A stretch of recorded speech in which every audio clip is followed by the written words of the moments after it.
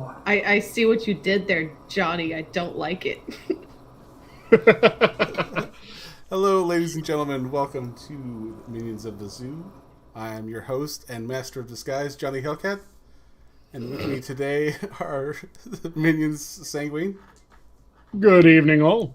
And traveling exhibits, Gabby GeeWhiz. Greetings. And Travis The Gardner. real one. Howdy. You know, they'll never notice. I am not that fuzzy. I trim and pamper and take care of myself. It is doomed to... I'm going to use this, and someone's going to be like, "Hey, Gabby!" Just Whatever. like they do with Prospero. Hey, I support your lifestyle. It's like, I mean, good for you for coming out and moving forward with your life. This is how I get attention. That's It's illegal like in a Florida. reverse persona. But it so happens with Prospero, it will happen with you. Yep. And your boy Pat. It happened both with us.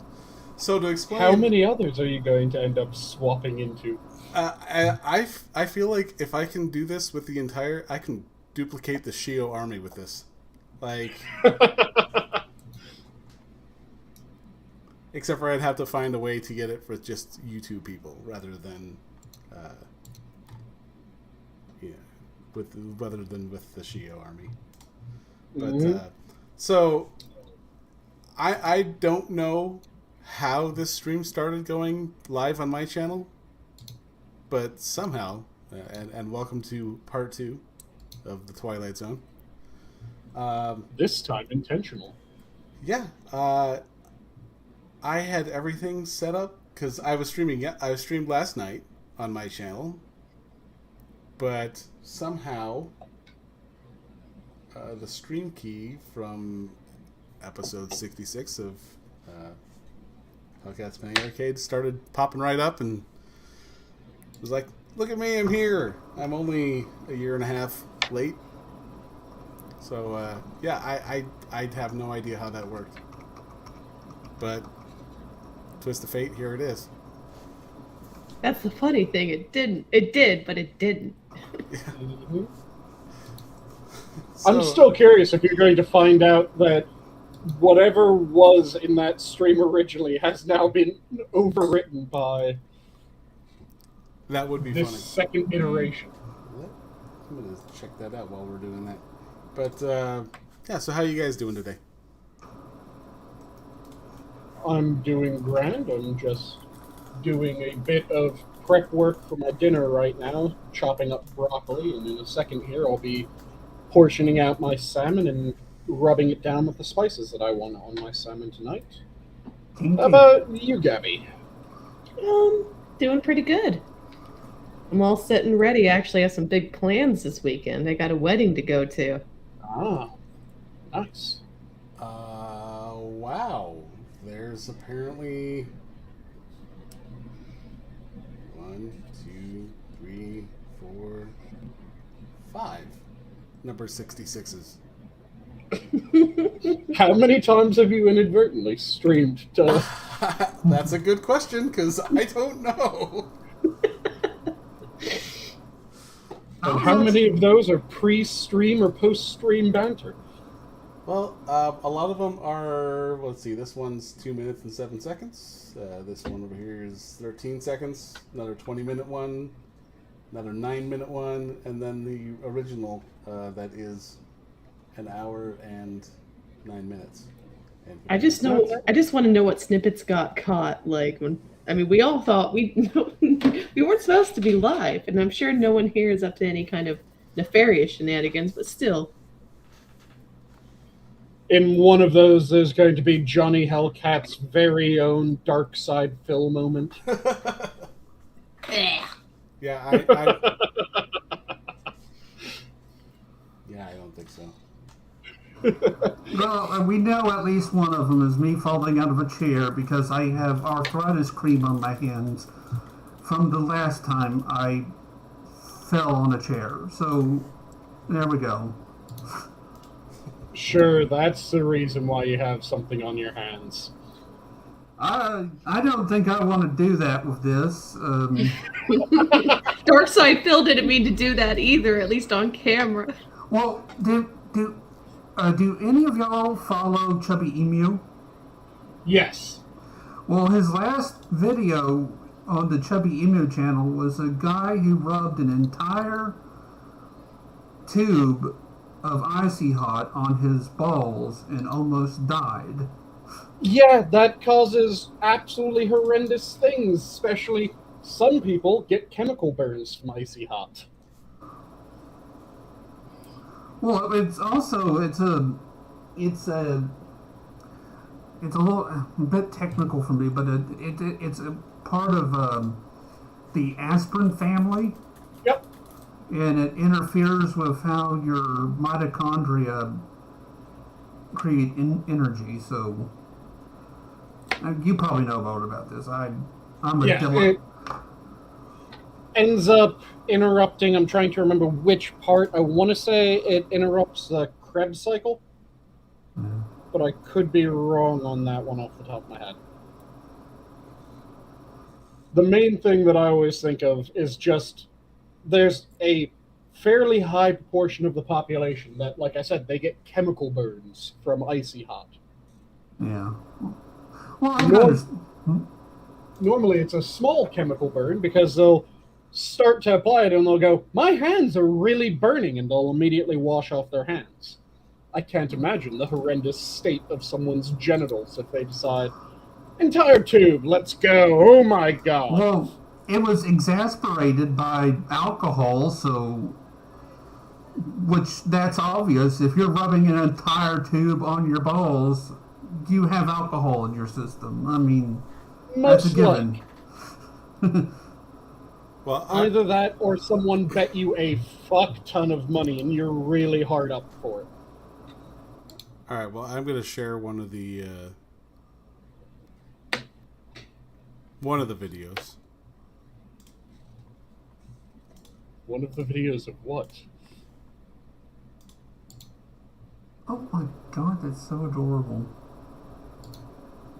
Oh. That's one of the number 66s? That's one of the number 66s. Okay. Oh, I just want to snuggle and pet his little baby chub belly. Oh my goodness. So why You don't want to know the horrors I did when I just looked up cats cleaning themselves? Like, no. Just say that rule 34 was there. Oh yeah. I'm like, it's supposed to be no. Why is this here? Because No. furries exist.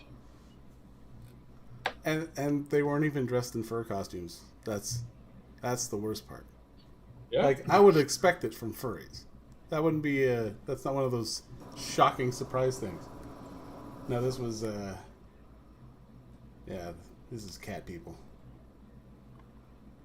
Oh, it's the otherkins. Yeah. They're like furries, but worse. But they think themselves above standard furries. That's probably the funniest thing. The otherkins think that they are more dignified than furries. Ugh. What in Tumblr Heller you came up with that? So, have you I ever think that heard answers your question. Have you ever heard of otherkin, Travis? Yeah, Do you know what otherkin are? Sort of. I get. I think aren't they like people that think that they're like a different creature? Yes. So otherkin are people that, according to themselves, truly believe that they are a different species. Now, what other species depends upon what sort of otherkin, because, of course, there are otherkin that had to be more special otherkin than all the other otherkin. So you have cryptos, which are, or I think they either go by cryptos or cryptid otherkins, which they're mythological beasts. You have Xeno otherkin, where they're really aliens. You have, of course, a fuck ton of foxes, cats, and dogs, and wolves, And dragons. just like you do when it comes to furries. Well, the dragons would be in the cryptid or crypto group, where they are the mythological creatures. And it's just, what the fuck is wrong with you? Because these people will say that they, unlike furries that are just dressing up as these things, they actually are these things. But they aren't insane, according to themselves. We diagnosed ourselves and we found there's nothing wrong. Exactly. Well, heck, most of the time when they diagnose themselves, they find like a dozen things wrong. It's like, have you guys heard of Tulpas? No. Of what now? Tulpas. No. So, have you heard of multiple systems? Is that the one where there are multiple personalities, all those TikTok videos where they introduce? Yes. So, Tulpas are kind of like multiple systems, but rather than a multiple system claims that they swap between these personalities on the fly. A Tulpa is a person that effectively has an imaginary friend that sometimes is able to take more direct actions with their bodies, but the primary has to allow it to a certain extent. And there's an entire community of this. And my god, the insanity of that fucking thing. Trump should have banned TikTok when he had the chance. What? It is effectively 100% females in the Tulpa community. The men tend to go for the shamanism community for some reason. And the Tulpa community is very insistent. They are not insane. This is not multiple personalities. This is not schizophrenia. This isn't really auditory or visual hallucinations. No. There's actually these other beings that are interacting with the people that are Tulpas, and they are totally sane. We swear you can trust us. And a fair chunk of them are women that have male Tulpas, and their male Tulpas are jealous of their boyfriends. Which is just all kinds of gloriously, what the fuck? I have a Sanguine. Why is it always so Hello, guys. Hey, how do women fall into these things? I mean, my guess is it's a large chunk of people just feel like they are completely disconnected from society, or they want to be completely disconnected from society, so they pick something in order to make themselves special, and they try to make that their defining feature. As time goes on, people are having to go ever more insane in order to find something unique. But they also want a sort of community built around it as well for some. You know, that does make sense, because like when I was young and I was disillusioned with the world, I smoked and read Hunter S. Thompson, so I guess... Yeah, and you had the people that believed that they were vampires or werewolves and shit like that. And this is just the most recent iteration of, I'm a witch, I'm a werewolf, I'm a vampire. It's now, I'm a Tulpa. I have another person in my head that really hates my boyfriend because they think that my boyfriend isn't good enough and that they're the only ones good enough for me. So they're poisoning my relationship. See, it isn't my fault. It's Bob, my Tulpa.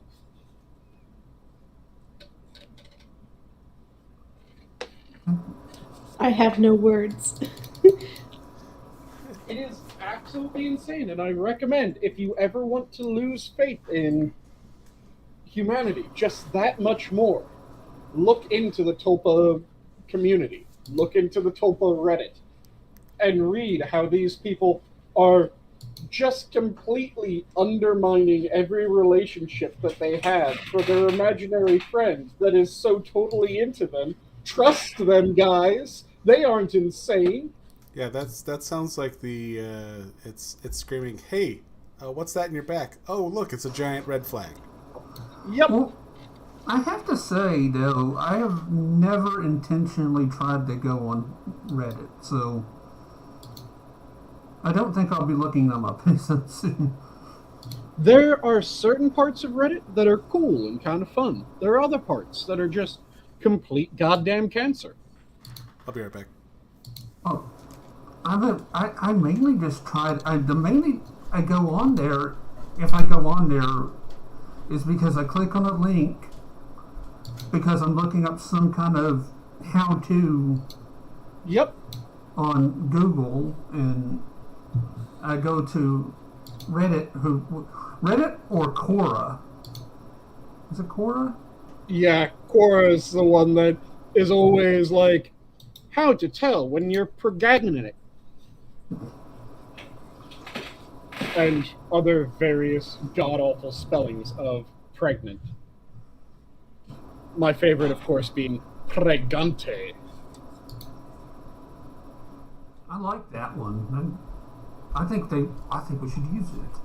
Yeah. How do you tell when you are pregante? That's a good question for Johnny there. You look very feminine. How did it go for you when you had your first litter? I showed up at the last part of this, so I have no idea what you just asked. Just say yes. I'm not going to do that. We're curious if you had an easy pregnancy or a difficult one, Johnny.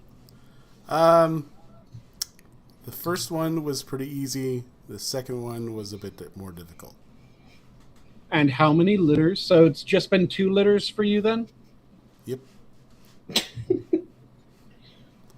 Most of my pack comes from the from other mothers or other fathers.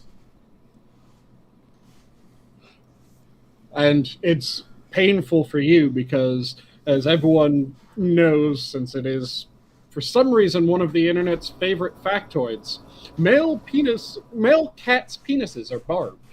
So it just tore you apart and ruined you for all the other cats. I waited 7 years and it came back to normal. 7 whole years. 7 whole years. You weren't trying hard enough. I gotta let You things. need to do kegels. I gotta let things heal.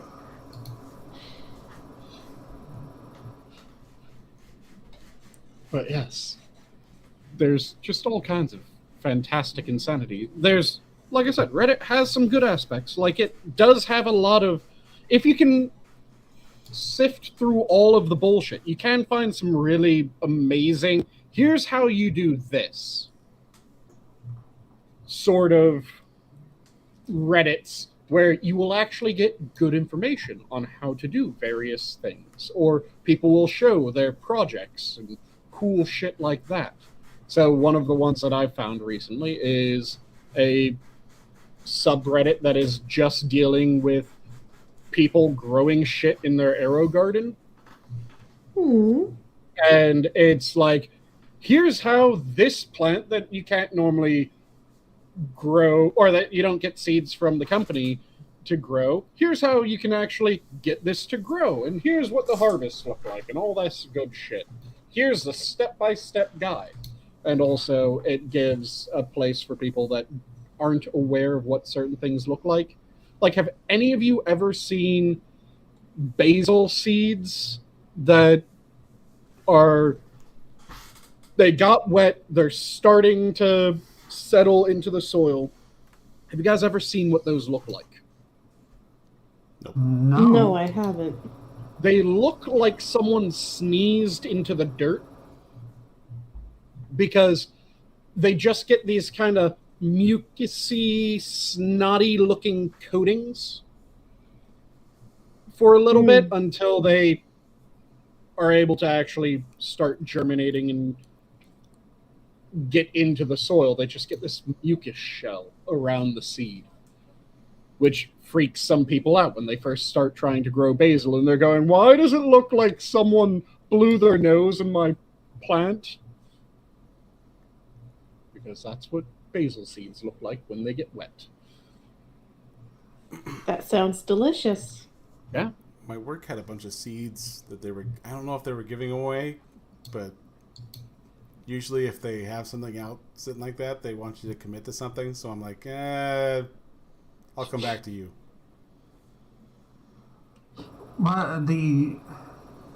The alternative school in my hometown, they tried to have a gardening class, and when I heard about that, I'm like, yep, there's going to be marijuana in that garden. I guarantee it. And there was. Somebody threw some seeds out there and it grew. So how long did it take before there was the marijuana yield for the alternate school? How long before the class shut down? It was a semester, and then they put in soccer goals in that area the next year. So. Yep. But no, Can't have the kids growing their own supply. It's one of those things you could just see from a mile away. Mm-hmm. Yeah, it always amazes me when people get caught blindsided by shit like that, because you're just going, how? How did you think this would not be an immediate reaction to this? What was your thought process? Please do tell me. I'm fascinated. Well, one of those moments was my first wife. She wanted to wash the cat. Why? Because for some reason the cat liked to run underneath our cars when we got home, and it got a grease stripe right down its back. Oh. And she's like, well, I need to wash the cat because that stuff might be toxic and it might get sick. And I'm like, Godspeed. How are you going to deal with the claws? And she's like, well, what I'm going to do is I'm going to put baby socks on its feet. That way it can't claw me while I'm washing it. How are you going to get those on without getting clawed? Well, it's a process. After some yowling, she got the socks on the cat. I'm like, that the cat has sharp teeth too. She's like, oh, it won't bite me. So I heard water running in there, and I heard cat yowling and wife screaming and things like falling down. And I hear the door open up, and I see the wet cat walking out of the bathroom, shaking off the socks. And my wife was just sitting in the middle of the bathroom, just like, oh, the fucking thing bit me. I'm covered in my own blood. No one makes me bleed my own blood. Unfortunately, my current wife is a lot smarter, but she hasn't done anything that dumb with the cats yet.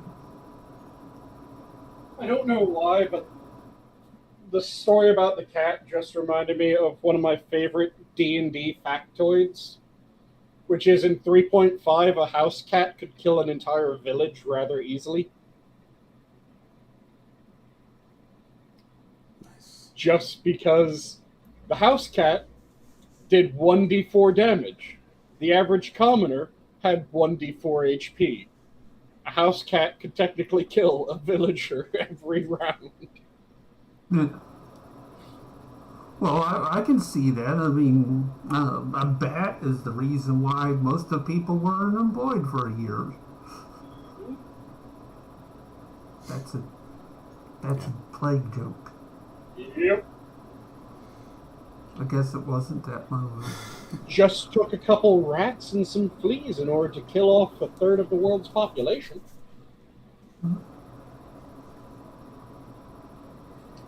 And then there was the Justinian plague as well. And didn't the swine flu not actually kill any pigs?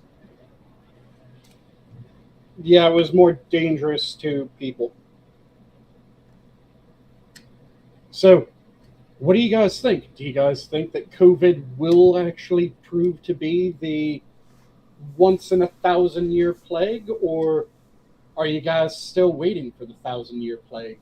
I mean, there's so many sequels and knockoffs and variants. Who knows? I mean, we got enough material to have several offshoots, and it seems like there's plenty of funding in the production department for this one. So, Oh yeah, we're going to see a lot more in the COVID cinematic universe.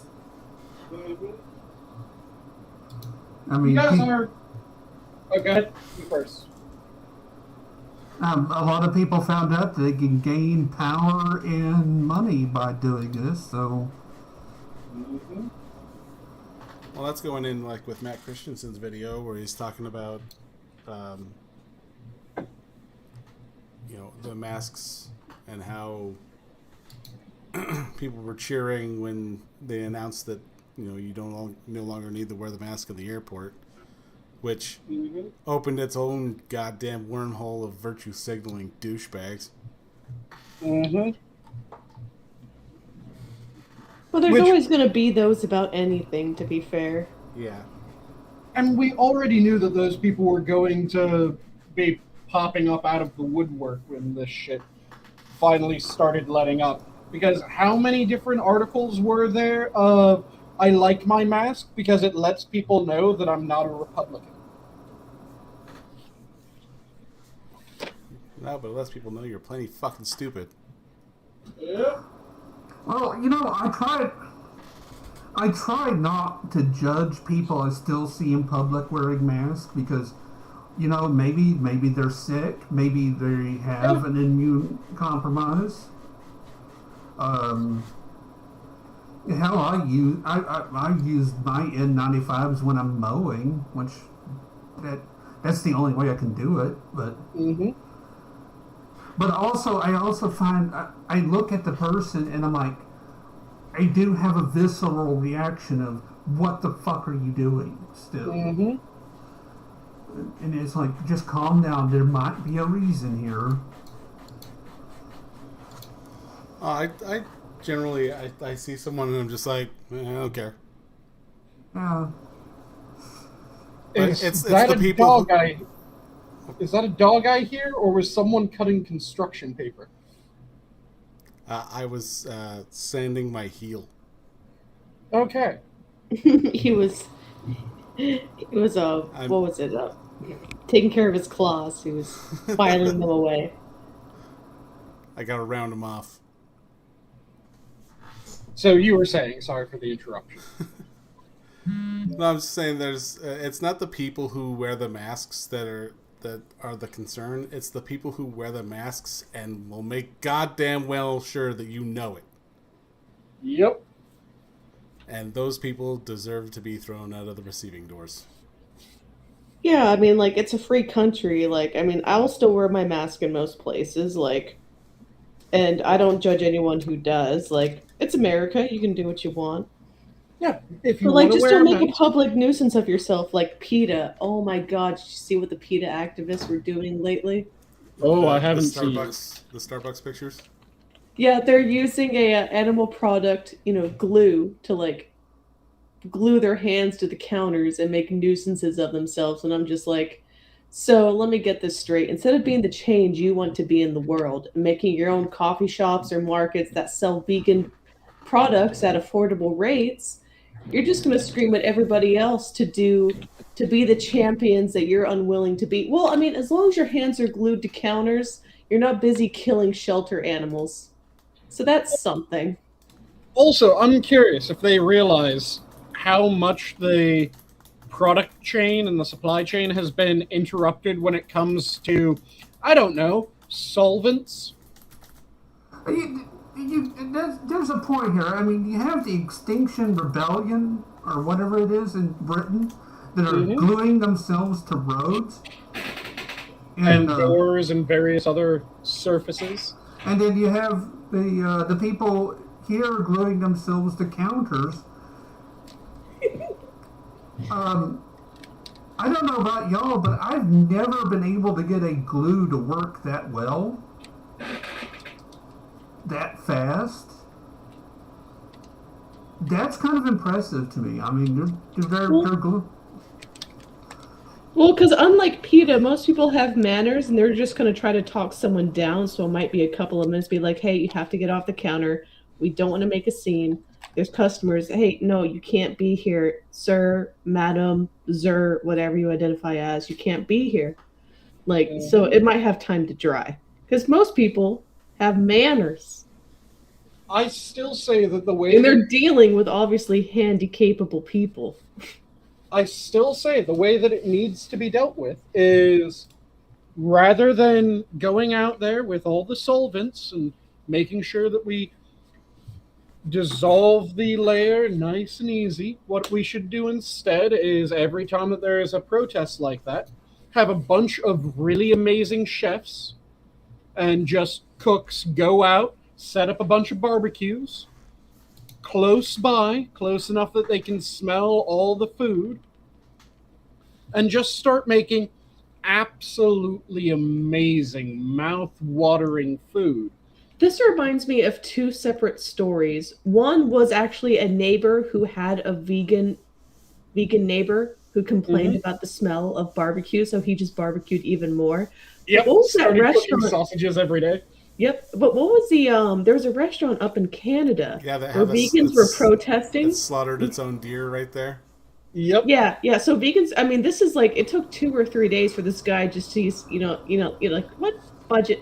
Like, budget, I'm just bringing out the deer right here and slicing the venison right in front of the window. And, like, the vegans all turn to the cops, like, is he allowed to do that? Like, is he allowed to do that? Perfectly legal and looks delicious. I know, but, I mean, yeah, there's only so many days you can be called a murderer, and you're just like, here's the carcass. Ma'am, we're going to have some venison. Do you want some stew? Do you want some Borgors? Ma'am, I'm going to go in and investigate this. I'll be back within an hour, and we'll see what's going on. Forget the doggy bag. You do not see the doggy bag. I just want people to start cooking all kinds of amazing food around the people that have glued themselves down. And anyone that wants a plate, they can come up and grab one.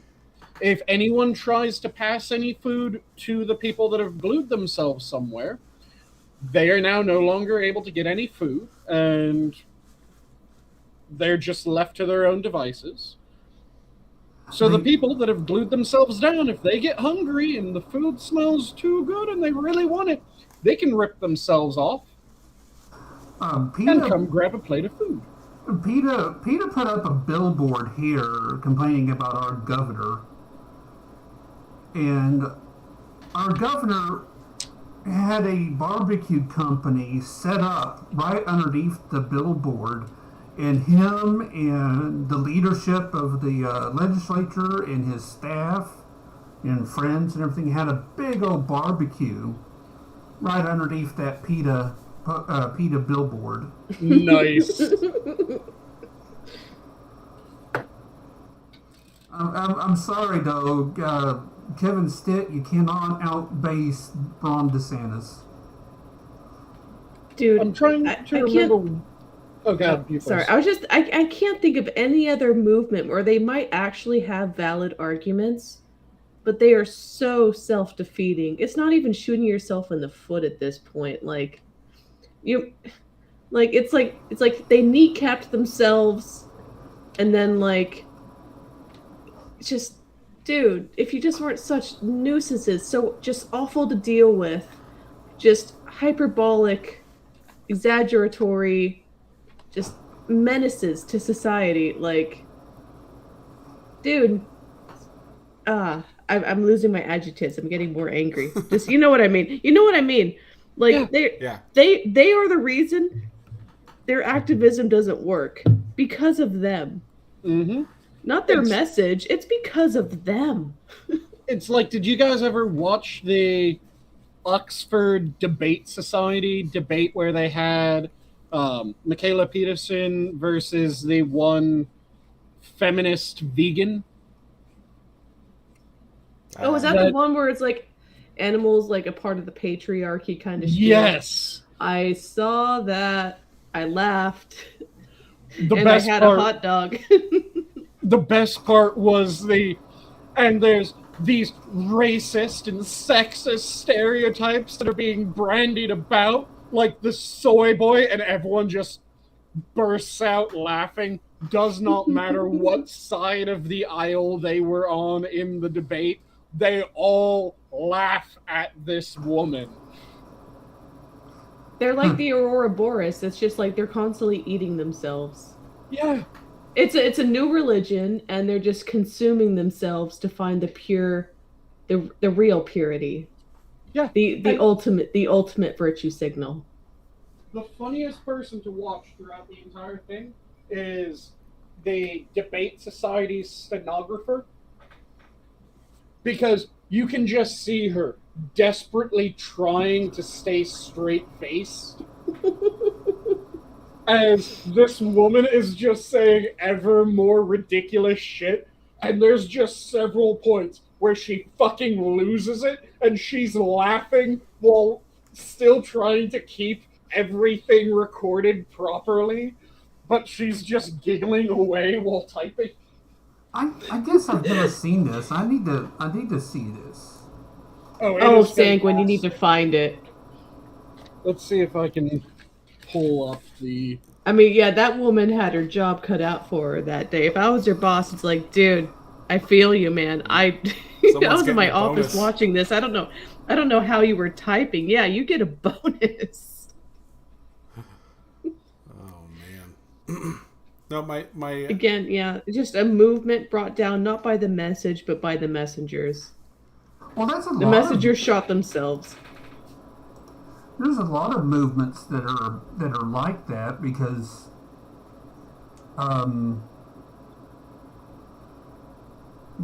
because they're just obnoxious. I mean, 2020, we had the riots and everything else, but there was a moment there, like at the very beginning, before the riots, before the protests and everything else, everybody was on kind of the same page. It's like, oh, we need to, this is, what happened there was wrong, and we need to reform this. And then the riots happened, and then people split, and nothing happened.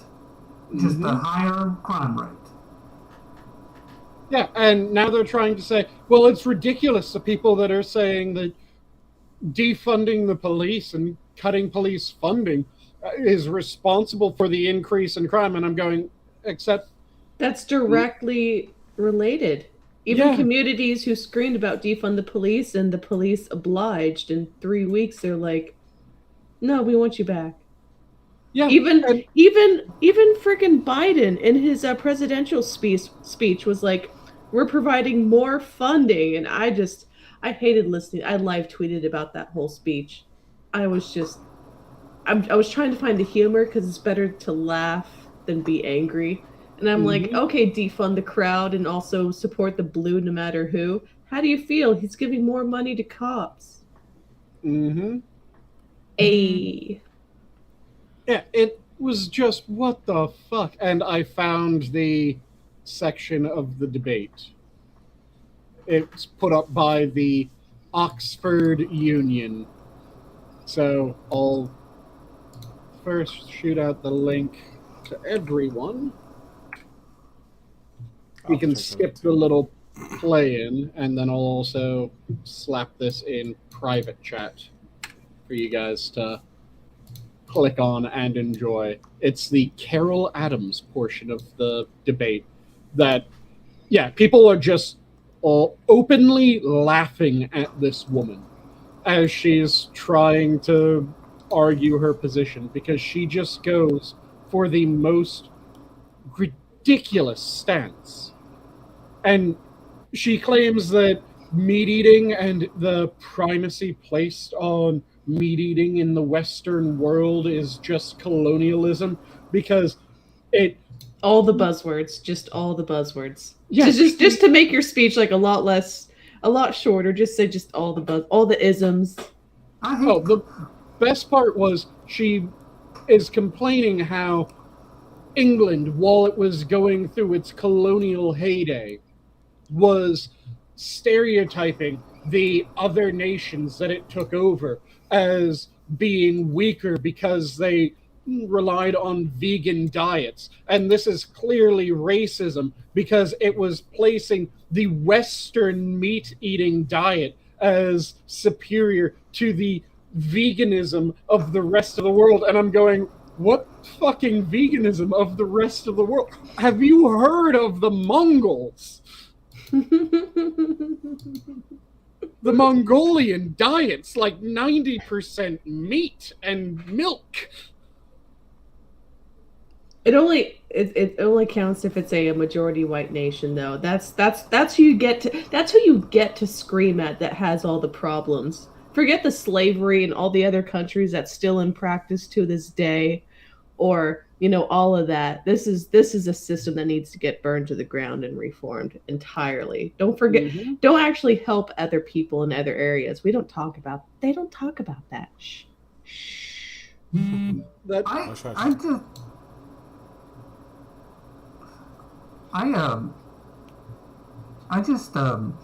just amazed at how much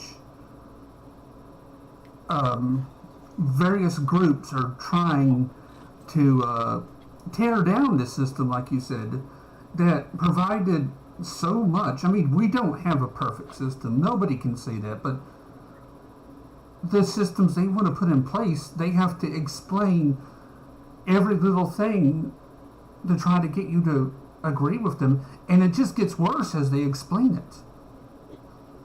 Well, you guys heard about the problem with Jon Stewart shit, right? No. Which one? It's the show name is The Problem with Jon Stewart. Well, he had a couple of ones that came out that were... The race one. Yeah. Is it the one where he didn't like white people? Yep. Yeah. It was The Problem with White People. And in that one, he invited on his guests. He allowed one of his guests to call one of the other guests a racist. Then Jon Stewart called the man a racist. And the reason why they were calling him a racist was he was saying, yeah, I don't think that the US and the West in general is inexcusably racist, especially when you compare it to the rest of the world. And the youngest nation, and also like the quickest one to abolish slavery. Yep. Continue. The quickest to abolish slavery, then almost immediately after abolishing slavery, joined in with the English in their long-standing crusade against slavery by that point. And then, we had redlining. The glorious thing about redlining is it's no longer a thing. Yeah, we had slavery, no longer a thing. Yeah, we had Jim Crow, no longer a thing. Whereas when you look at other nations, you have, I don't know, let's pick one off the top of my head. Qatar. Do you guys know that there's a museum to slavery in Qatar? I did not. Do you want to hear the most interesting things about the Museum of Slavery in Qatar? Slaves? Qatari Museum of Slavery is predominantly about the Atlantic slave trade, and it was made entirely by slave labor. Oh shit, I was just joking. Yeah, it was actually made by slave labor. So they have a museum that is talking about the horrors of the Atlantic slave trade that was built by slave labor that is in the Middle East, which, do you guys happen to know what section of the world has purchased the most slaves? Was it not Muslim nations? Because I'm thinking of the Barbary slave trade, because that was the longest lasting and also one of the most barbaric. Because people like to think like Caucasians invented slavery. It's like, no, like we purchased them because it was a practice.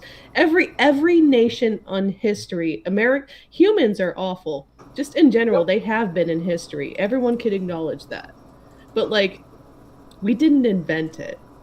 Yeah, we didn't. And the Barbary slave trade had been around for hundreds of years, wasn't it? So the Barbary slave states, or the area that then became the Barbary pirate states, which included the Barbary slavers, they started raiding Europe for slaves around the time of the Moorish invasion of Spain. They didn't stop raiding Europe for slaves until the 1800s. Didn't we actually go in and try to stop that ourselves? Oh yeah, we were one of the nations that was responsible for crushing the Barbary pirates. I mean, that's where the Marines get the shores of Tripoli. Yep. Okay. I just wanted to see where I was at. Let's see. Let me quickly look up the dates, because I remember when I'm trying to remember which politician it was that was getting pissed off because someone had the audacity of mentioning the slave trade in Africa and in the Middle East. And they went, okay, let us know when the Europeans have been enslaved for hundreds of years by people of a different skin color. And I'm going, the fucking Barbary slavers. I want to bring up Assassin of the Gray made 2 good comments in chat right now. Like, yeah, the U.S. actually fought against itself to end this practice, like slavery. Yep. And also, it was a Republican president who ended slavery officially. It was Democrats who... president.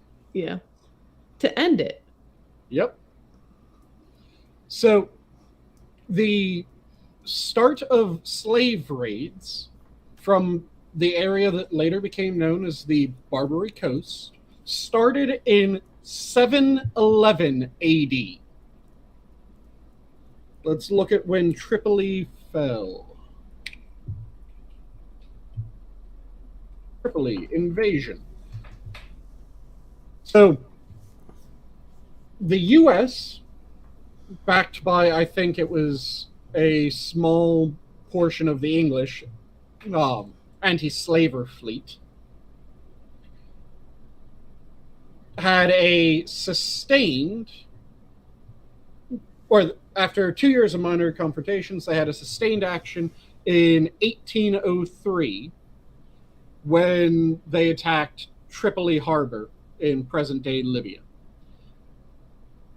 This continued in a number of other conflicts. Let me quickly pull up the full history of the Barbary Wars, because this is the first Barbary War. So when did the second Barbary War start? But yeah, that was the 1800s that the first Barbary War happened. So from 711 AD to 1805, the end of the first Barbary War. And like I said, this is the first, which means that there was more than just the first. The Barbary Coast were raiding Europe for slaves.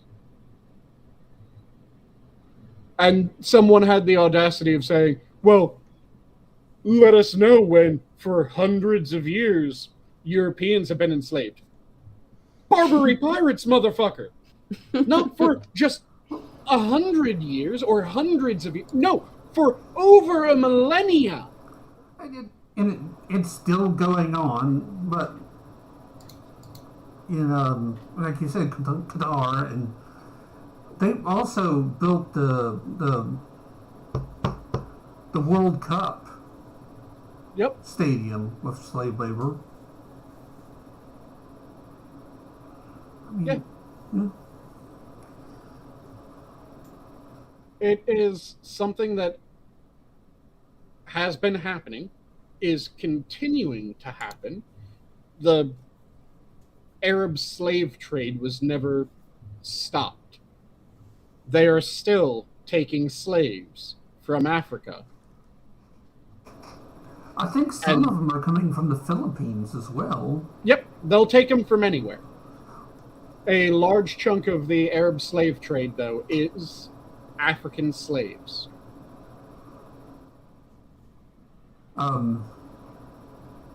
And the end of the various Barbary wars was in 1830, or rather the 1830s. And in the Barbary wars, it was the United States, Britain, France, and the Dutch states all attacked the Barbary pirates to stop their slave trading. And they... Shock. During the fucking Napoleonic Wars, when... You know how England rules the waves is a common phrase that people know? That pretty much comes from the Napoleonic Wars, when England became the damn near undisputed masters of the water. Guess where the furthest location that the Barbary pirates raided was? And guess when they ended up raiding that area? It was Derbyshire.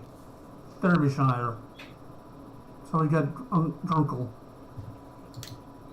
The Barbary pirates ended up raiding fucking Ireland. You know, I was actually pretty damn close, I think.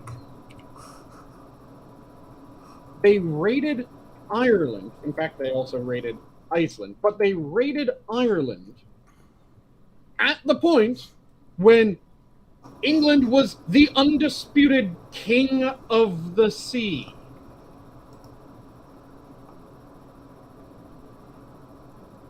How the fuck are you going to say that, well, it's never happened, it's never been a thing?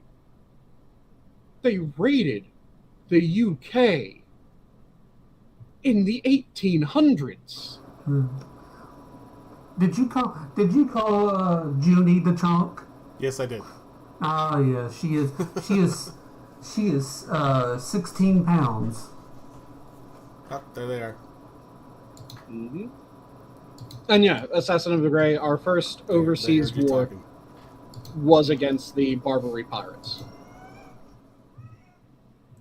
I hear something. Ah. Oh, it's a cat. It's a kitty cat. Does it dance, dance, dance? And more accurately, the United States of America. She is not happy with me. To correct something that Assassin chunk. said, more accurately, the United States of America is the only nation to have fought itself, if I remember correctly, to end slavery, and successfully did so. You had other nations, like, for fuck's sake, the English just recently finally paid off the last portion of their anti-slave patrol fleet.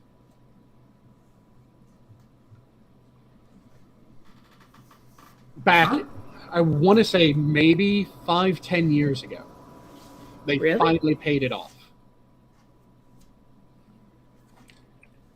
Well, they'll take a while, but they're good payers. Mm-hmm. I think recently Germany paid off their World War One debt. Mm-hmm. I wonder what the bill for the next one is. But yeah, for those who don't know, Put it on the tab for the next one after that. God, and America's in so much debt. We could have had Tulsi. She's like the only person who even talked about addressing it and brainstormed ideas to reduce it. I absolutely adore Tulsi Gabbard. Me too. there's one thing that has been talked about a number of times as a solution that the politicians that we currently have would never actually implement. And it's something that I think Trump's way of phrasing it was, for every new spending bill, you have to cut two. He did that for red tape. For every new piece of red tape, you have to get rid of two others. And he also wanted to do that for spending. I really feel that also on top of that, that if they come up with something they want to spend money on, they have to detail in the bill how they are going to procure that money. Yep.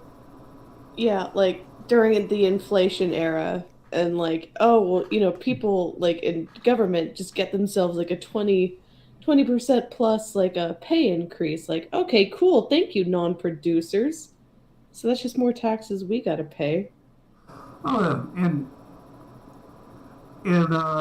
considering my car runs on diesel, I am very, very upset with inflation right now. Mm-hmm. Oh, remember Pete Buttigieg? How many other Democrats were like, "You can't afford $6 per gallon? Just get a $60,000 to $70,000 electric car." You stupid just buy a pores! Tesla. You stupid pores! Yeah. He is one of the most I can't. I don't like him. Mm-hmm. No. He calls his wife mommy. I'm still, you guys, of course, heard his roads are racist, and you know his example for roads are racist, right? I heard part No. of the roads is racist, but So his example of roads being racist is that there's a specific bridge in New York that he claims was made to prevent buses carrying minorities from going to the ocean, from going to the coast. Do you guys know the biggest problem with that theory? The road that this particular bridge is over, this overpass is over rather, is not rated for buses. So buses aren't allowed to pass over that road surface, nor are trucks. So because buses and trucks cannot use this road, they made the bridge as if it was just going to be cars going on this road. You know, the only vehicle that's actually able to go down this road. But for some reason, having an overpass that allows cars under it on a road that only cars are allowed to travel on is clearly indicative of racism, because it prevents buses packed with blacks and Hispanics from going to the beach. Like they can't own their own vehicles, or like white they people. can't. It's like the faux pas slip as when Biden says like what was that famous racist quote, like, hey, like black kids have just as much opportunity in school as, you know, like rich people. Poor kids are just as smart as white kids. Yeah. Which by necessity means that only non-whites are poor, according to Joe Biden. And the whole they don't know how to go and vote thing, or like they're too poor to afford an ID. Black people don't know how to get IDs. They don't know how to use the internet. They don't know how to use the internet, so having a system that relies on the internet is a no-go. They don't know how to get cell phones, so having a system that relies on cell phones is a no-go. Well, They don't know how to speak proper English, so having an English requirement for anything is a no-go, and Ebonics is just as valid as a tongue as proper English, as the English spoken by everyone else in the United States. well, it is not called Ebonics anymore. No, it's now Alternative African Vernacular, AAVE. Yeah, AAVE, African American Vernacular English. Yes. And it's just, what the fuck? This is something that I've said before, that I don't get how people believe that there was some great switch of the parties, when if you look at the policies for the Republicans before this great switch was supposed to have happened, and after this great switch was supposed to have happened, you have the Republicans before the switch. All the races are equal, therefore we only need one standard, and it's racist to say that we need to lower standards in order to make it so that this group or that group qualifies. What we should have is everyone compete with everyone else, and to the victor go the spoils. Well, okay. Democrats, before the great switch supposedly happened, blacks are inferior to whites. This is evidence because they can't speak English. They don't know how to actually have their families set up. They will commit crime at a higher rate. Democrats, after this great switch happened, well, we need to make it so it isn't illegal to commit a crime, because if it's illegal to commit a crime, then black people are being disproportionately punished, which then means that you're saying that it is an innate characteristic that black people have to commit crime, not just something that they end up doing, because otherwise you wouldn't have to decriminalize it, you'd just have to disincentivize it. Black people are dumber than white people because they don't know how to speak proper English, so any requirement that they be able to speak proper English is in fact racist and is designed to go against black people. That's the same fucking thing. It's just switching it to make it sound like you're in favor of black people rather than just going so fuck 'em at the end of every insult that you issue. Well, here's the thing with their logic though is like, oh, they can't do this, and this. Well, okay then, that means all of the social programs that you put in place have failed to the point that they can't do this, and this. So you're a failure at your job. Yep. Why are we listening to you do this? Yep. I mean, it's like the same place with the most like strictest gun control laws have the most rampant illegal firearms, like accidents and like shootings than anyone else. Yeah, they have the greatest use of firearms in illegal manners, whereas when you look at an area where you're allowed to own a firearm, you're allowed to concealed carry, you have you guys ever seen the stats for the defensive use of firearms? Well, it's the vast majority. And Yep. actually, the other side has to factor in suicides to fudge their numbers as like, oh, well, this person died by a gun. Okay, was it an opposing party or was it just like a depression mental issue? They had to factor in suicides as part of their violence to bump up their numbers for their agenda, which is disgusting. Because that's a whole other, that needs to be addressed. But you can't address it honestly when you're just trying to skew it towards firearm violence in general. And No, probably- someone taking themselves out is far different than going to a school or like Yep. whatever, like going up a clock tower. It's vastly different. And here's the thing, though. For years, the CDC has wanted to get the funds to study gun violence. Mm-hmm. Well, here's the problem. Guns are not a disease. Yep. Why does the Center for Disease Control want to study guns? Mm-hmm. And why can't they get this information? Because we get this information from the FBI, the ATF. Why do we need another study? Yeah, and one of the things that also really pisses me off is what sort of guns are they always most gung-ho about banning? It's rifles, right? Yes. Do you guys know? So if you had to think for a moment, which do you think has a higher number of deaths associated with it annually? People dying from falling out of bed within the United States? Or I know at least a rifles? dozen people a year die from shaking vending machines. Fun factoid. Now, there's 100 people a year that die from inhaling ballpoint pen caps. So, I'm sorry. do you guys know which of those stats is higher? The number of people murdered with rifles each year versus the number of people that die falling out of bed. I don't know the difference. The number of people that die falling out of bed every year in the United States is about 1.5 times the number that die due to being murdered with a rifle.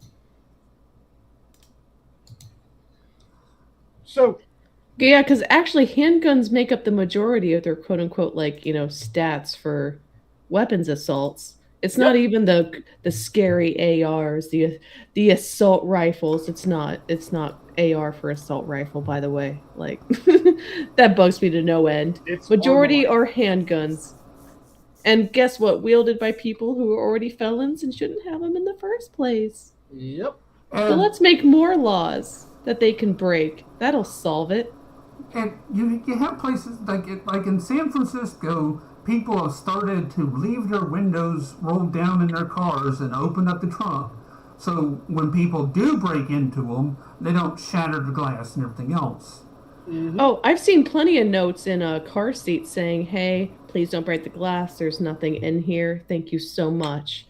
And I saw all. I mean, it wasn't just one. That's depressing. I'm like, and I had my car broken into so many times. And they would always, I don't know why they would take my paperwork. They'd even take my registration and everything. I started keeping it in my purse. They take your paperwork in case it has any information that allows them to steal your identity. Oh, and also, when I worked at a library, a person came in, scanned their insurance card, and then changed the name on it, and then printed it out. So somebody might be running around with your insurance. Yep. It's a good thing I changed my insurance policy. Yeah, they'll do it either so that they can forge documents or so that they can get potentially your information and try to steal your identity. Those are the two main reasons why they would steal paperwork. And but here in the dead center of Oklahoma, where everybody and their dogs have guns, I can leave my car out front in my neighborhood, and sometimes I forgot to lock it. Nothing ever happens. We don't have that here. I'm moving to Oklahoma. It's the old saying of a armed society is a polite society. Yes. I mean, even the Democrats have guns here. Because they're actually liberals and not just far leftists. Yeah, we have like, I was about to say old school Democrats, but that implies racist. But we have just like, I was about to say FDR and Democrats, and that implies racist too. So I mean, Yep. I don't know. We have the non-racist liberal Democrats. You have the Democrats from the 90s. Yeah, we have the Clinton Democrats, which Implies racist again. You have the Democrats from the 90s that aren't the actual Democrats from the 90s. People who actually live up to the liberal title, like for liberty, liberalism.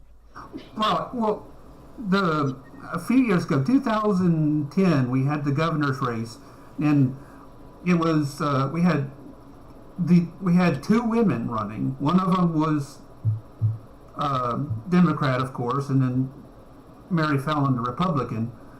The one that was in the NRA was the Democrat. So that's, bless her. That is how it works here. Every other Democrat here is screaming about how the NRA is just a blood money organization, almost like the Yakuza kind of deal. Well, who's that annoying little brat who keeps like tweeting David Hogg? Yep. Yeah. As soon as you said annoying little brat, that's who I thought of. Sorry, go ahead. With the blood of children. The person who wasn't even at the event that he's been trying to make his bones with ever since. Because you guys know that, right? He wasn't actually at the school when the shooting happened. Yeah. I didn't know that. No, I don't. Yeah, he was. He had to get on his bike and ride to the school when he heard that the shooting was happening. Because he was not there. He was home. Because when I think of, hey, there's a school shooting, I'm going to go to the school. Okay, by riding his bike there, I'm assuming that was a bicycle. Yes. Yeah. Okay. I didn't... I knew it. It had to be. But just had to check. Yep. And he just makes I'm only reminded of his existence whenever he tweets something so profoundly dumb that everyone talks about it. Like what was it about, like how come you need a license to hunt deer but not humans? Let me think about that. Point to me on the calendar when human season is. Yeah, it's one of those things. And it's kind of like how the thing that pops up every so often of I want women to be as free as guns, and I'm going, oh, okay, so you want it that in order I'm allowed on an airplane. Yeah. You want women banned from airplanes, banned from government buildings, banned from schools, banned from pretty much everything. Being locked in a box is not my kink, dude. Yeah, you want them locked in a box, and they have to be unloaded, so I'm not sure exactly what an unloaded woman means. Well, maybe having a bet. Are they dry, hungry, or does that just mean that you can't put them away after evening, if you know what I mean? Just don't. I'm not a slave. I'm not a slave. Maybe you should have to have a background check before owning one. Well, considering the state of marriage nowadays, a background check wouldn't hurt on a spouse. Either way, either direction. Okay, I want to. Since we got this topic, a few weeks ago, Monkey was talking about divorce and everything else, and I disagreed with him on it. I don't have a problem with divorce being as easy as it is, because sometimes you have to get out. Yeah. See, the thing is that you can have it where you can get out when you need to get out, but not have it so easy that at the first sign of any sort of hiccups in your marital bliss, you go, well, time to get divorced. Well, I don't think that's the way it normally goes. Like, people who already, like, want to have their relationship sanctioned by the state, which I don't understand why government needs to be involved with other people's lives. Whatever. Was that just a Dane Cook slip you did there? What? Relationship? Did I say that? Maybe. I don't know. Maybe it was a Freudian slip. Maybe it was a Freudian slip. But I don't think the government should be involved in interpersonal relations.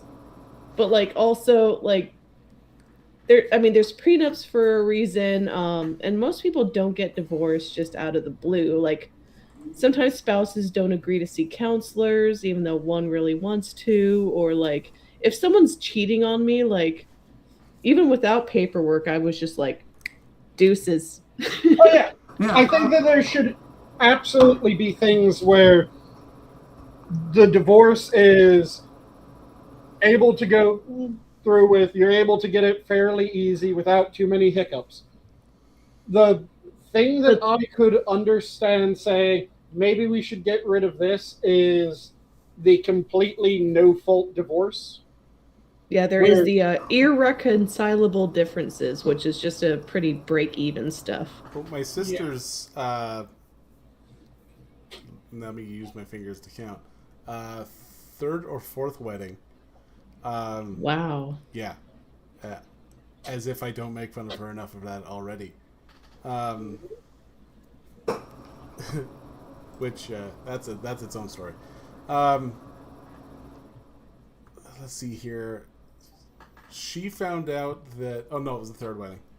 She found out that he was cheating on her a month after... Well, not a month after they got married. I think it was like 2 to 3 weeks after they initially got married. And initially, like, they got remarried. Yeah, so she found out, and then she's just signed up for the... filled out the paperwork for an annulment. To which he's like, okay, but I'm countersuing for some of your shit. And so they had to go to court, not necessarily for the paperwork, but because he wanted to, like, he was suing her for the house that she bought. Even though he was cheating. Before they even got together. Like, he had no stake whatsoever in that house. And he made his moves on it. And not only did the judge completely laugh him out of the court, he had a non-titled dragster.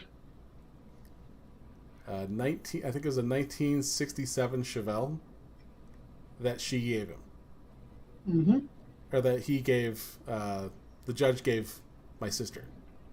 Because it had no title and it was on her property, so therefore, here you go. Mm-hmm. And she sends me a message, she's like, yeah, do you know anyone who wants a car? And I go, well, yeah, I could take a car. Like, what kind of car are you talking about? Oh, it's a 67 Chevelle. Fuck yeah? Well, I mean, yeah, either whether male or female, there's plenty of people who like abuse this and like try to walk away with far more than they deserve. It's not like we can see in the Johnny Depp stuff. Like, it's not just like man versus woman. Like, I mean, it always is, but like either gender can like be abusive or like be a gold digger. There's so many. It can also be woman versus woman, and if the stats are anything to go off of, if it's abusive, lesbian couples have a pretty high rate of that. Oh yeah, it is far more likely if you're looking at an abusive relationship that it's two bull dykes just bashing each other. Okay. Why hasn't gay divorce court become a thing yet? It's just regular divorce court. I mean, if adults want to do the whole government contract of being they do have it. I think it's called Game of Thrones. I meant like the TV show, not actual divorce court. And I think the reason why like is Judge Judy? Yeah. You wouldn't be able to film most of the lesbian divorces without it just turning into an episode of fucking Jerry Springer. And you wouldn't be able to really get that much traction off of most of the gay divorces because those just end up being, so I'm leaving, you're leaving, yeah, I'm taking my shit, you take your shit, okay. This didn't work. And they just fucking go. It's far more copacetic. Mm-hmm. There's one thing that if people want to have the completely no-fault divorce, I think should be done, and that is an assessment of what each person comes into the relationship with. So if one person had a house, and it was their house before the relationship, then they get the value of that house at the end. No fucking issue. Nothing gets taken from them as far as that. It should go in with an assessment of each person's starting state, and then everything while they're together, that can be divided 50-50, but they have to both end at the very least where they entered. I mean, those things are decided in court because you never know. Like a housewife who, guess what? They maintained the property value. They cleaned, they cooked, they did the yard work.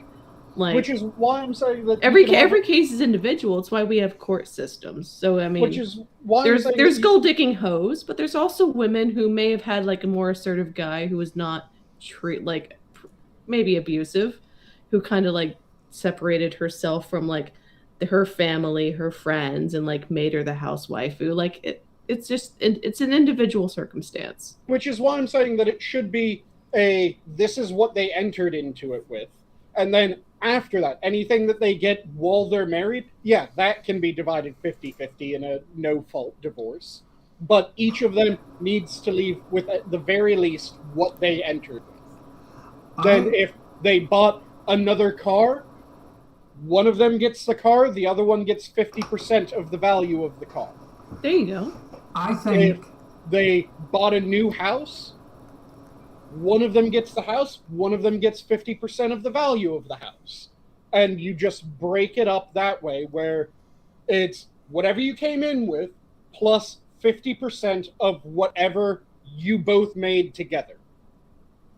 I think I think instead of making divorces more complicated or anything else, I think we need to make marriages a little bit more involved, because you can go down, you can get a marriage certificate, and then the minister signs it and you're married, and that is a humongous coupling of social, psychological, financial decisions that can be made very quickly. And I really feel that what they should do is they should make it more, either A, get the government out of it, like Gabby said, or make it where a contract is signed where expectations are laid out and consequences for breaking the contracts are laid out. See, the thing is that you would never really be able to dissuade marriages to the point where it wouldn't still be an issue by just trying to add some additional hurdles other than what's happening now, where it's just people are going, no, it's too fucking risky. When they look at divorces are the main thing that will drive people not to get married. Putting an additional step into getting married won't do anything, because there's still that allure of the actual marital bliss. I was just going to say, or you could just not get married. Well, my thing is, though, is part of the married guy. I'm married. I was very much against it until I met my wife. Yeah. I was very much against it, and then I met my first wife. Then I became very against it, and then I met my second wife, and I'm kind of still against it. We're not as against it. Yeah. But yeah, like I said, I think the easiest way of dealing with it is make it so that there is this, if it's a no-fault divorce, if it's someone's at fault, someone's kicking the shit out of the other person, yeah, rinse the person who's the abuser. If someone cheats, yeah, rinse the fucking cheater. I don't give a shit in that situation. But in the no-fault divorces, it should be each of them leave with what they started with plus 50% of what they got together. Yeah. Well, that's part of why I'm saying make the process of getting married part of it the confrontation of the possibility of divorce, so they know some of the realism that would happen if something went wrong.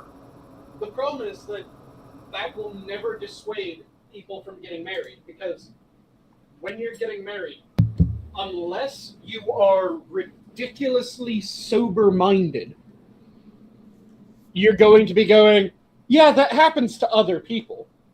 It won't happen to us, which is why people are still getting into the situations that they currently are. It's the reason why you have the young military guy marry the Florida hooker / exotic dancer, thinking that it's going to be this marital heaven, even though they can look at every other guy that's done that and realize, oh, this is going to be a Dear John letter like 5 months from now. I think what they need to do in the military to help them out and prevent stuff like that is just say, it's like, okay, for a year after boot camp, you're not allowed to get married and or lease a car. And that'd probably help out. And cut down on the stripper population in Pensacola for sure. Yeah, I'm not sure that it would really be enough of a thing to dissuade that practice. I think there would still be a lot of people getting married to people that they shouldn't, mainly because when you're in that state, you're never thinking, well, what if this goes wrong? Unless, again, you're very sober-minded or you've been through this a couple times. You're thinking instead, yeah, that's happened to other people, but it won't happen to us. We're in love. And this love will carry us through.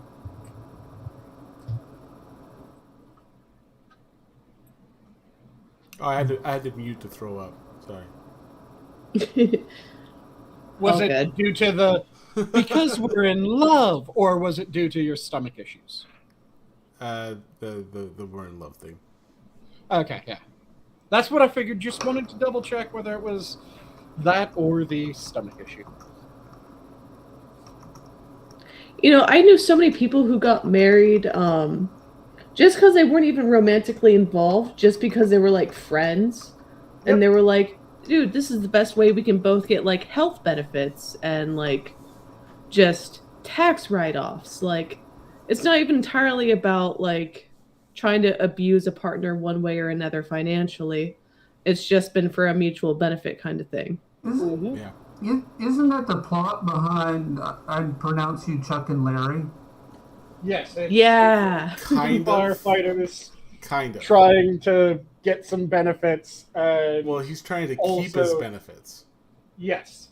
Because after his wife passes, he neglected getting things taken care of, and so all that he had that he could have had taken care of, was slipping away. So he got fake gay married to Adam Sandler's character to kind of keep things going. Yep. I can see that, especially now that they can't disqualify you from insurance for pre-existing conditions. Somebody getting married, somebody just to get the insurance to cover some kind of chronic illness. I mean, shit, we have a politician that got married to her own brother just to get him a green card.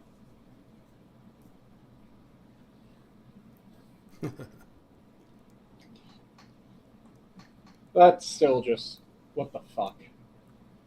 Is that actually true?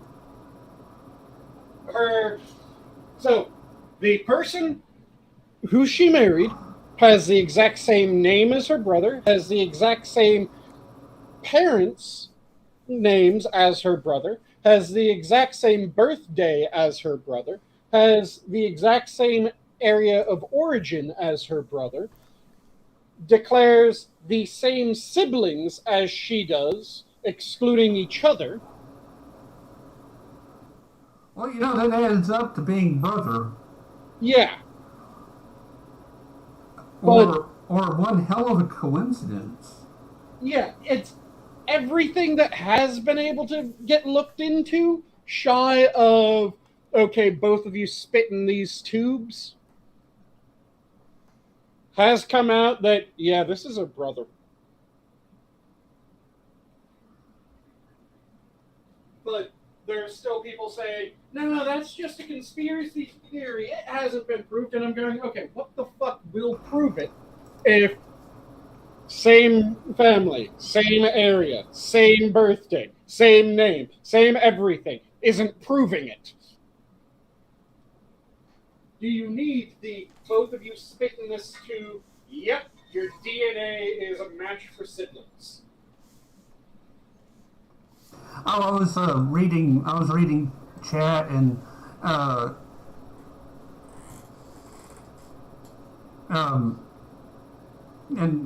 yeah, there are I do know personally men that are, I guess you could say, gold diggers. Mm-hmm. I mean, there was the case of, what is it, the Tinder scammer that's been made into a documentary now? Yeah, the Tinder Swindler. Yep. Where, it sounds like Johnny's heard this story. Have the other two heard? I haven't. Have you heard about it at all, Gabby? The Tinder Swindler?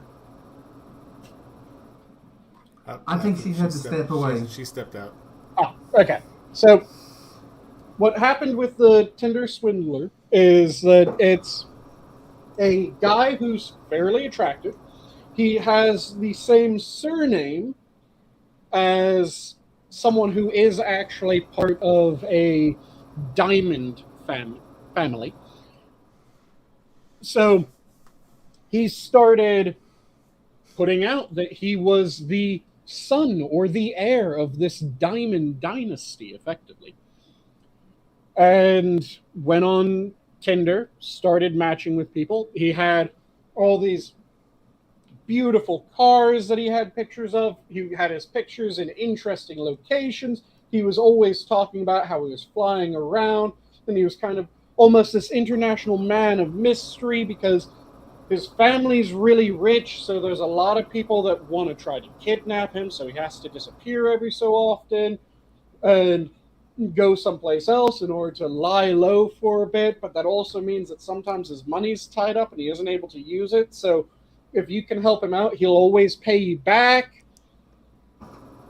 And he just got with woman after woman after woman after woman, treated them on a couple dates, and then they were living high on the hog. They thought that they had landed this amazing guy who was filthy, stinking rich because his family were these diamond moguls and jewelry traders, so they were going to be in real good standing, and he then went complete Nigerian prince on them and proceeded to absolutely rinse them for a ridiculous amount of money. One of the people, it was several $100,000 Oof. that he rinsed this woman for. And he's done it to... Do you happen to remember how many people? I want to say it was like 15 plus different women. God, I'm not sure about the details of the story, but I heard about it. You know, I have to say something though. I feel bad about people who get into scams to a certain point. Mm-hmm. But when you drop $100K on somebody you met on Twitter, Tinder, well, tomato. I don't know. You should see my Twitter feed. I mean, I got the Liberty thoughts on there. But It's always good to have some quality pictures pop up on your Twitter feed, right? yeah. Except for that one that Lilith Lovett put out once, and when it popped up when I was in Walmart, Okay. and I did not expect that.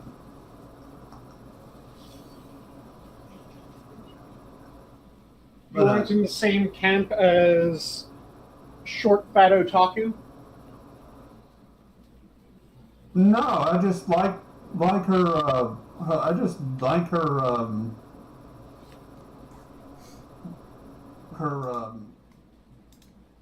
I just like how she discusses on Twitter. I did not know that she was trans until I'm standing in line at Walmart and like, oh, well, That's something. that explains why she has really good takes. Yep. And yeah, to respond to something that Assassin of the Grey said, he did what pretty much every swindler does in their grift. He appealed to the other person's desire and the other person's greed. He was just attractive enough. He knew how to say the right things at the right time to hook them in. He had the promise of them being extremely wealthy if they were actually able to win him over, so they were desperately trying to. So it hit the romantics, it hit the gold diggers, it hit pretty much any woman that he set his sights on, with only a handful of exceptions. Like, one of the women, he scammed her out of, I think, like $60, and that was it. And it wasn't really a scam because she paid $60 for them going out to drink together once. I mean, what is it? I feel sorry to a point. After a while, if you've ignored this many red flags, I'm like, I'm sorry. You should not be here. We should put you. If you reach a certain point, you've bought and paid for what you got. Well, especially when your friends, like all of your friends, are like, "Hey, yeah, I wouldn't be around him anymore." Like, Are we talking about that Tinder guy who swindled like Tinder Swindler? Yeah, it wasn't just like gold diggers. These are women who had professions themselves, and like they emptied out their bank accounts, their savings, everything to help a guy they thought they had a connection with. Like, it goes either way. Like, people can be used by other people. Like, and like there's been plenty. And of this guy stories- used a Ponzi scheme. He used other women's money to get other women to give him money. Yep. Yeah. And there's a lot of like stories going to the opposite direction, where it's someone who they're not even like well off. They're just they're doing okay, and all of a sudden the guy falls ill, and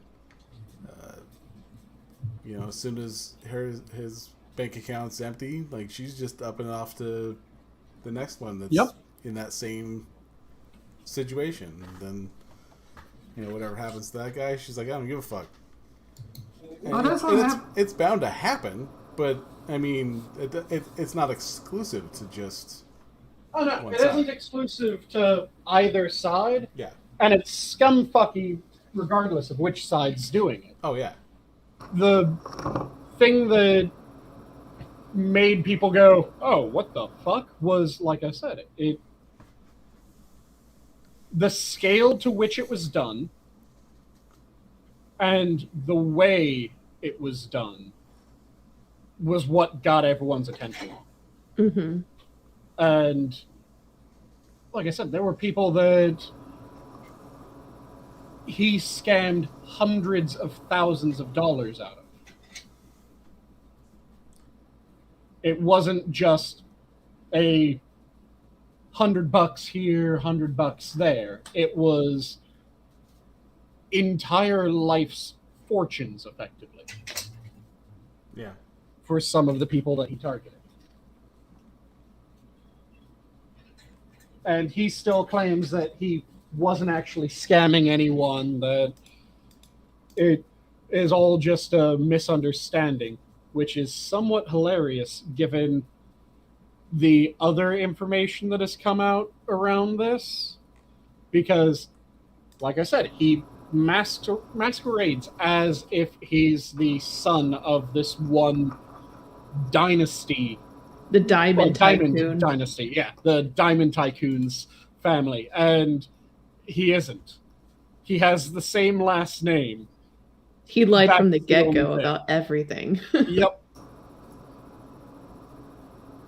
So it's just on the scale, and it's something that, yeah, you hear about it all the time, where it's a guy who ends up completely in the poorhouse from getting involved with certain types of people.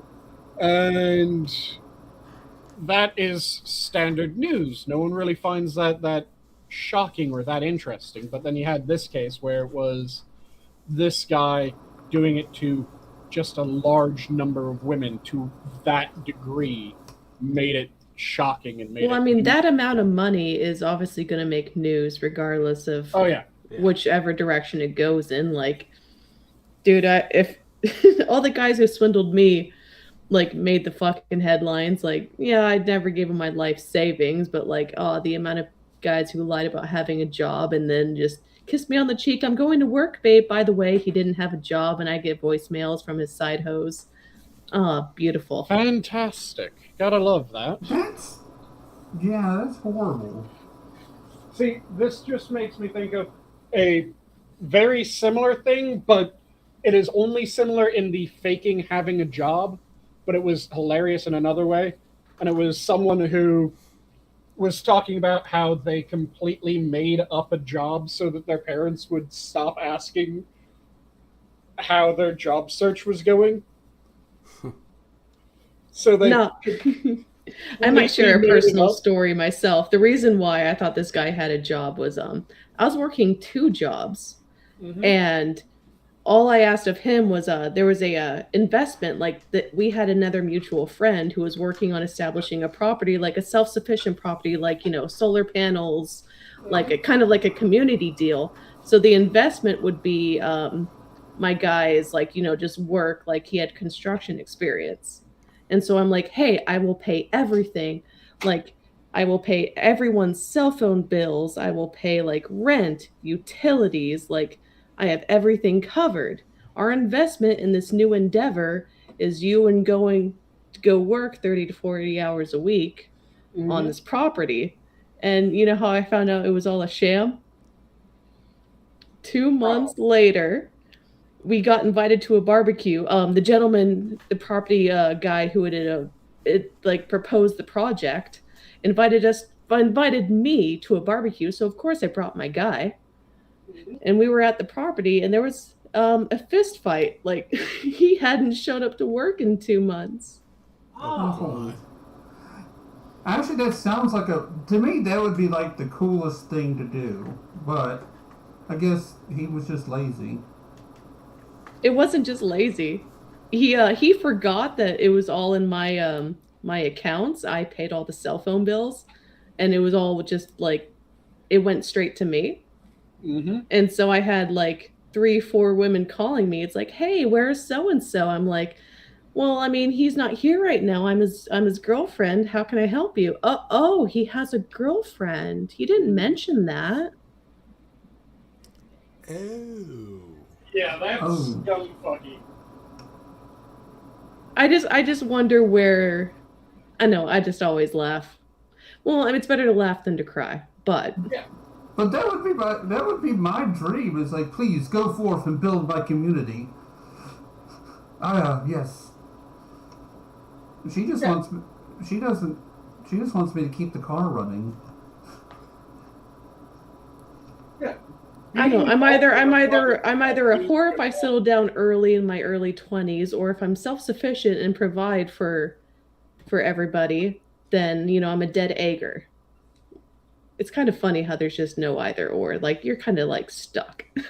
I'm stuck. Yeah, it's one of those things that's kind of frustrating how shit works, and a lot of people are just given the worst information, because there's a lot of people that have been told you can be everything all at once.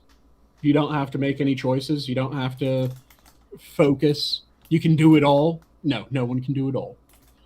There have been a lot of people that have been told that, oh, everything's just going to work out. You don't have to work. No, you actually have to make sure that you're doing the right thing, that you're moving in the right direction towards what you want. And this is for guys and girls. And there's different points where the girls have the advantage when it comes to starting a relationship. There's different points when guys have the advantage. And there's also different aspects that they have control over when it comes to a relationship. Like, women have effectively unilateral control over whether there's going to be sex. Guys have fairly unilateral control over how long the relationship's going to go and how it's going to progress. Because if they aren't interested in a long term, then it doesn't end up long term. I was in a discussion with some folks on Facebook, and I had mentioned, and I had a couple of people agree with me, that it's easier for a woman to start a relationship. It's easier for a guy to maintain it. Yep. And that's what I was getting at, that effectively women have the say on if a relationship starts, because guys are typically the ones asking women out. So women get the choice of yes or no. And then at a certain point, it goes to guys have more say in how the relationship progresses from that point than women do, because it's already progressed past the point of the standard yes or no. The investment has already been put in place, so people aren't really willing to cut losses and just dip. And that's when it goes into the venue where guys get to decide, is this a long-term relationship with something serious intended, or is this just something to occupy my time? And there's shitty people that take advantage of each of those positions. Yeah, I know a lot more women who are in it for the long haul once they are in it. Yeah, I mean, Yep. most often guys are the ones who initiate the relationship, and it's obviously a consent and two-way factor. But like some women unhealthily maybe like want to stay in it, but like the ones who get more attached, I think, are the females on average. We're speaking about averages, of course. Yeah, it's both of them can get attached. It's just a matter of what gets people attached and how that continues. Because I've seen a lot of people doing I'm a perfect 10. I do this, I do that, and I do the other. And I'm going, okay, but how many of those things are the things that the guys that you're going after are actually interested in? Or that the girls that you're going after are actually interested in? Like, I know for a fact, I'm a giant dwarf. I'm built like a brick fucking house. If someone doesn't like beards, if someone doesn't want someone who is big and burly, they want someone who's very thin and gentle looking, I'm not going to be their pick because I'm Gimli 6'1". That's the exact opposite of damn near a chihuahua in human form. There's different things. So doesn't matter if I become stronger and I work on myself in this way or that way, if that's not what the person that I'm interested in is looking for. And I hear a lot of people that are just, they're trying to improve themselves, and it's always good to improve yourself. But then they're looking at this person or that and going, well, why don't they want me? I'm improving myself in this way and that way and this way. And those aren't the ways that will actually attract that person. If you are... A good example of this is I've heard a lot of women say, well, why don't men want me? I make this amount of money. And I'm going, well, most men don't really care how much money you make. So saying that you make a lot of money is not really going to be attractive to a good chunk of men. There are some men that are really interested in how much money you make. That is somewhat worrying, just like if a woman is really interested in how much money you make and doesn't give a damn about the rest of you, that's worrying. But there's things that are appealing. There's things that don't really matter. And if you change something that doesn't matter to the person that you're trying to get, that doesn't do anything because it doesn't matter. Well, I think it might matter to a certain degree to a lot of people, because you want someone who has like ambitions or like, you know, a career, or at least like a path they're moving forward towards. And like, I've been with nothing but just like leeches, to put it mildly. Like, so I've always made sure to be self-sufficient. But there's a difference between someone who saying that, well, I make this amount of money and that means that I should be attractive, and someone going, I'm really passionate about this and I've been working on this. Someone who's passionate about something, this is just me speaking for myself, because this is one of my things, not something that is universal to all men or all women. But someone who's passionate about something, good fucking God, talk to me about it. Let me know, because I find fascination attractive.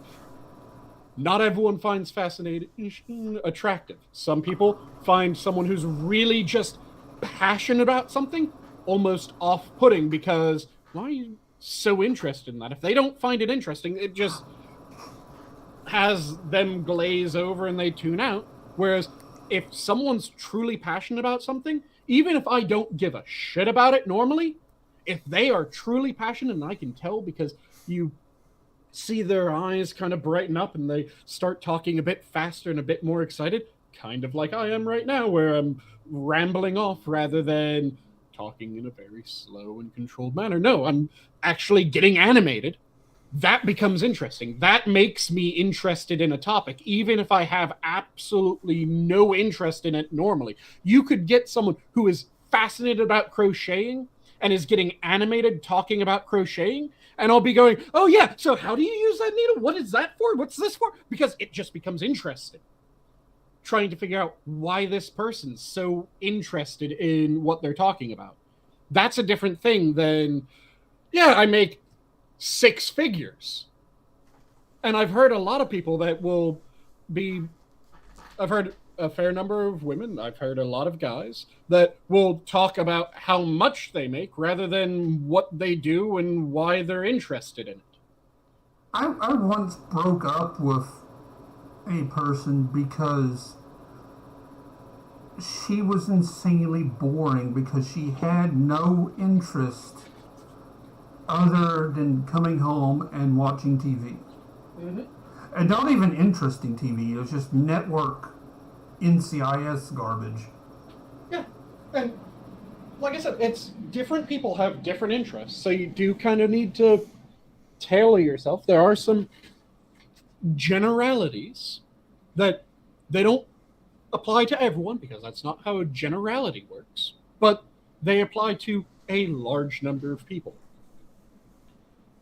And some of those are a lot of guys want someone who is caring and is able to make things easier for them. So someone that has those qualities becomes a lot more attractive. Someone that they're able to chat with, that they're able to have fun with, becomes more attractive than someone that is making a large amount of money. Because most guys don't really care about how much money the other person makes. They care more about the qualities that the other person has rather than the amount of money. And there's a lot of women that will be focusing on this, that, or the other when it comes to guys. And the guys are just completely missing the point, because there's a lot of guys that are just going completely fucking wrong. And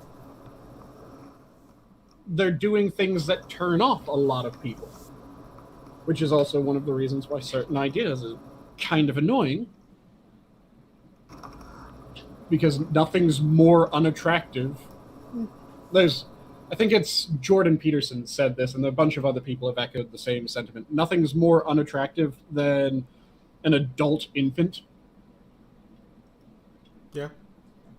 I have there's a meme that occasionally goes around Facebook, and it's a woman who said, I went on a date, and I spent 30 minutes explaining some kind of animal to him, and I haven't heard back.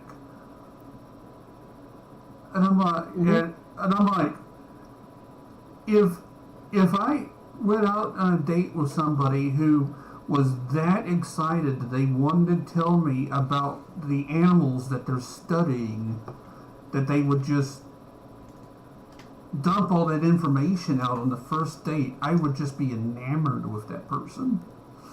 Mm-hmm. And to respond to the back and forth that you and Assassin are having in chat, Gabby, yeah, there's a difference between someone being able to take care of themselves. Self-sufficiency, I think, is fairly attractive regardless of who it is.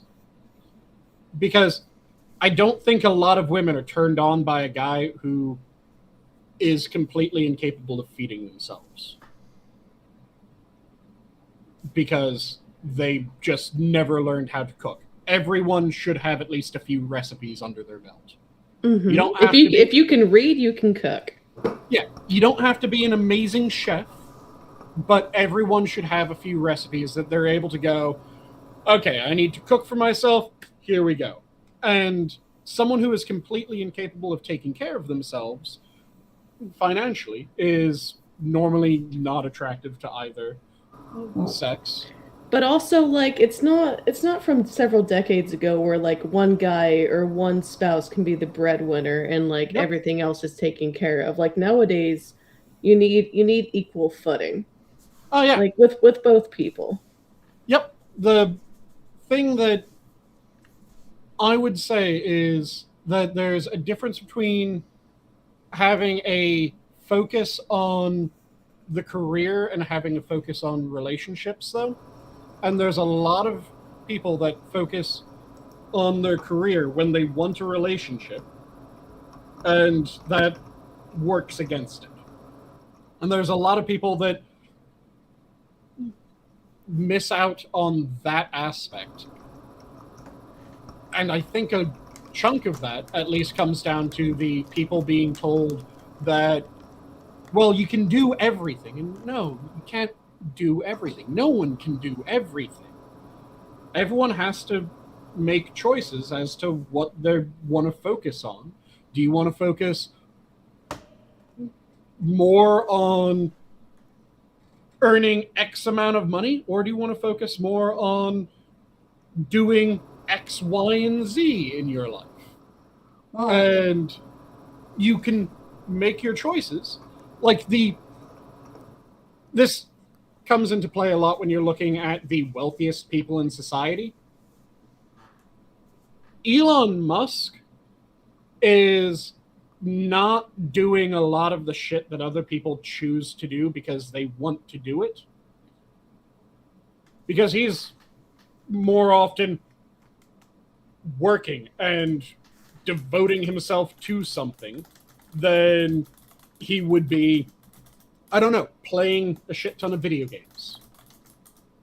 And he does it because he's admitted that he has a very hyperactive like brain and drive, so he has to. That's how he got to where. I mean, you have to have that to get to where you are. Exactly. That's what I'm saying. That every person has to have a focus, and there's different things that are attractive to different people. So you need to, if you are trying to focus on relationships, this goes for anyone, you need to figure out what things are attractive to the people that you find attractive. If you're focusing on your career, you need to figure out what things make you more attractive an employee to the sorts of jobs that you want to be employed to do, and make yourself more attractive to the hiring officers at those sorts of jobs. Does that make sense? Well, I think it is getting to be about that time. Mm-hmm. Let's go start with parting thoughts. Travis? Well, it is really nice to meet you, Gabby. It was a delight. Ditto. I mean, And I hope you're feeling better after that chair accident. oh, it's gonna take a while. I've had a lot of joint pain lately, and that's why I've been off work for 2 weeks, so because of it. So, but otherwise, everything's been going pretty good. I see some of the people that are here have liked some of my photos, so that's made me happy. Sanguine, I really enjoyed talking to you. Wish we could talk more. And I wish I could pronounce sanguine. I wish I could pronounce that better. Sanguine rhymes with penguin. Penguin Magman. So it's sanguine, and then You are the business goose. Last part is Mathghamhain, which it's Old Irish Gaelic. I don't expect anyone to get it. Mathghamhain. The only one I've heard pronounce it was Prospero, and I'm like, wait, let me play that back. Yep. Prospero asked me how to pronounce it, and then I think she used some of the Scots Gaelic. Gaelic is such a beautiful language. I wish it was spoken more. Gaelga. Oh yeah, I love Gaelga. Gaelga is amazing sounding. We should see. I just wish I could speak English. If we can catch him, we should see about getting tailed. Mm-hmm. Tailed feature? Oh, goody, gumdrops. I haven't talked to him in a while. But we gotta catch him at a good time, because hours. Yeah. Time zones, those pesky little things. Yeah. I've been trying to catch him for a couple, but because every time I've tried to reach out to him, he's been noticeably down, and so we're just like, yeah, we should try and talk to him. But yeah, how about you, Gab? Final parting thoughts. Just it's been a pleasure as always. Y'all are treats, and thank you so much for having me. And that's all she wrote. All right, and Sanguine. I'll leave off with my standard. If you're passionate about something, make sure that you devour it. Don't let it devour you. All right, and I will close off by giving a shout out to Camel and Nana Camel.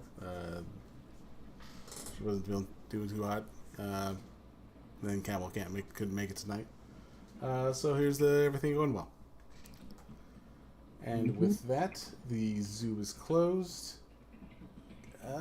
Get the hell out. Have a good night, everyone. Later, taters. Have a good one, all. Adios.